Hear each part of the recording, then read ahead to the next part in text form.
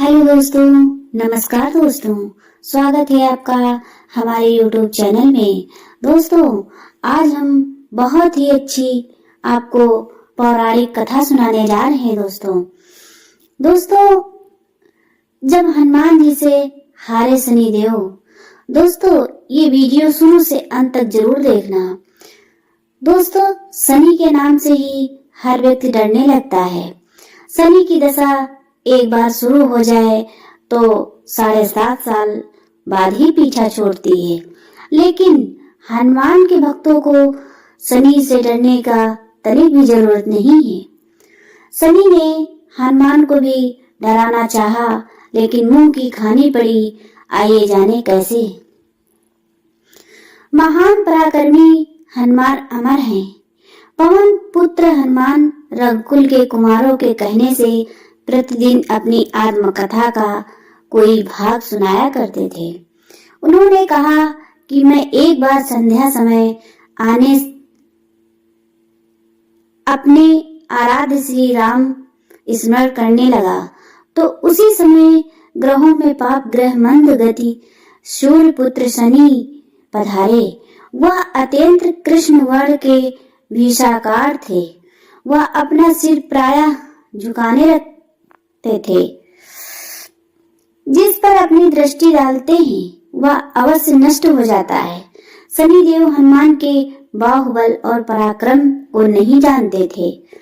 हनुमान ने उन्हें लंका में 10 ग्रीव के बंधन से मुक्त किया था। वह बहुत हनुमान जी से विनय पूर्वक किंतु कर्कश स्वर में बोले, हनुमान जी, मैं आपको सावधान करने आया हूँ। त्रेता की बात दूसरी थी, अब कलयुग प्रारंभ हो गया है। भगवान वासुदेव ने जिस क्षण अपनी अवतार लीला का समापन किया, उसी क्षण में से पृथ्वी पर कली का प्रभुत्व हो गया। यह कलयुग है। इस युग में आपका शरीर दुर्बल और मेरा बहुत बलिष्ठ हो गया है। अब आप मेरी 7.5 की दशा प्रभावी हो गई है। मैं आपके शरीर पर आ रहा हूँ। शनिदेव को इस बात का तनिक भी ज्ञान नहीं था कि रघुनाथ के चरणों पर काल का प्रभाव नहीं होता। करुणा निधान जिनके हृदय में एक क्षण को भी आ जाते हैं, काल की कला वहां समाप्त हो जाती है। प्रारंभ के विधान वहां प्रभुत्वहीन हो जाते हैं। सर्व समर्थन पर ब्रह्म के सेवकों को नियंत्रण संचालन पोषण प्रभु ही करते हैं। उनके सेवकों की ओर दृष्टि उठाने का साहस कोई सुर असुर करे तो स्वयं अनिष्ट भाजन होता है। शनिदेव की आग्रह यमराज भी बहुत प्रभु के भक्त की ओर देखने का साहस नहीं कर पाते। हनुमान जी ने शनि को समझाने का प्रयत्न किया। आप कहीं अन्यत्र जाएं। ग्रहों का प्रभाव पृथ्वी के मरणशील प्राणियों पर ही पड़ता है। अपने आराध्य का स्मरण करने दें। मेरे शरीर में श्री रघुनाथ जी के अतिरिक्त दूसरे किसी को स्थान नहीं मिल सकता। लेकिन शनिदेव को इससे संतोष नहीं मिला। वह बोले, मैं सृष्टिकर्ता के विधान से विवश हूँ। आप पृथ्वी पर रहते हैं, अतः आप मेरे प्रभुत्व क्षेत्र में बाहर नहीं हैं। पूरे 22.5 वर्ष व्यतीत होने पर 7.5 वर्ष के अंतर से 2.5 वर्ष के लिए मेरा प्रभाव प्राणी पर पड़ता है, किंतु यह गौड़ प्रभाव है। आप पर मेरी 7.5 आज उसी समय से प्रभावी हो रही है। मैं आपके शरीर पर आ रहा हूँ, इसे आप टाल नहीं सकते। फिर हनुमान जी कहते हैं, जब आपको आना ही है तो आइए। अच्छा होता कि आप मुझ वृद्ध को ही देते। फिर शनिदेव कहते हैं, कलयुग में पृथ्वी पर देवता या उपदेवता किसी को नहीं रहना चाहिए। सबको अपना आवाज सूक्ष्म लोकों में रखना चाहिए। जो पृथ्वी पर रहेगा वह कलयुग के प्रभाव में रहेगा। उसे मेरी पीड़ा भोगनी पड़ेगी और ग्रहों में मुझे अपने आग्रह का कार्य मिला है। मैं मुख्य मारक ग्रह हूँ और मृत्यु के सबसे निकट वृद्ध होते हैं, अतः मैं वृद्धों को कैसे छोड़ सकता। हनुमान जी पूछते हैं, आप मेरे शरीर पर कहाँ बैठने आ रहे हैं। शनिदेव गर्व से कहते हैं, प्राणी के सिर पर मैं 2.5 वर्ष प्राणी के सिर पर रहकर उसकी बुद्धि विचलित बनाए रखता हूँ। मध्य के 2.5 वर्ष उसके उदर में स्थिर रहकर उसके शरीर को अस्वस्थ बनाता हूँ।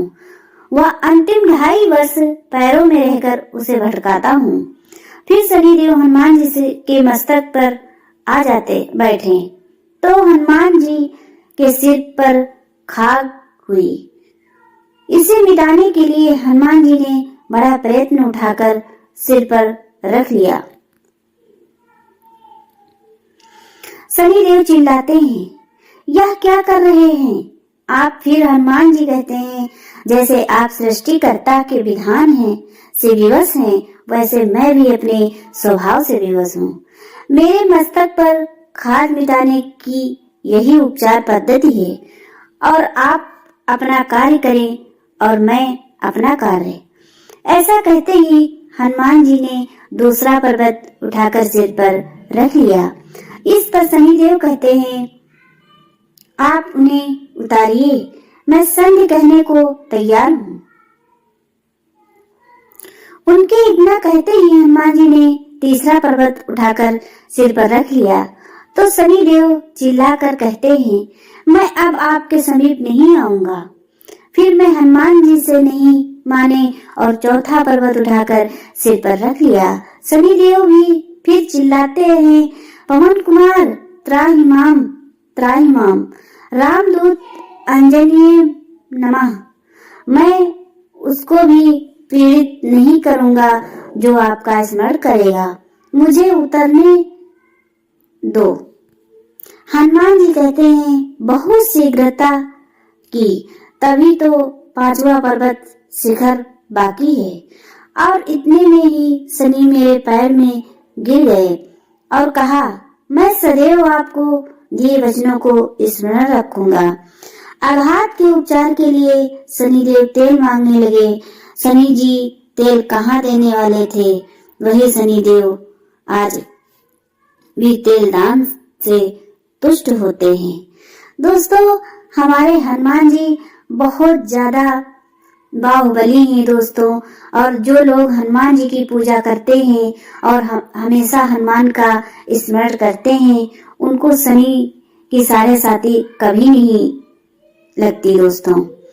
इसीलिए दोस्तों कहते हैं कि हनुमान जी की पूजा हर घरों में होनी चाहिए। दोस्तों, अगर ये पौराणिक कथा हमारी आपको अच्छी लगी हो तो वीडियो को लाइक और सब्सक्राइब दोस्तों जरूर लिखें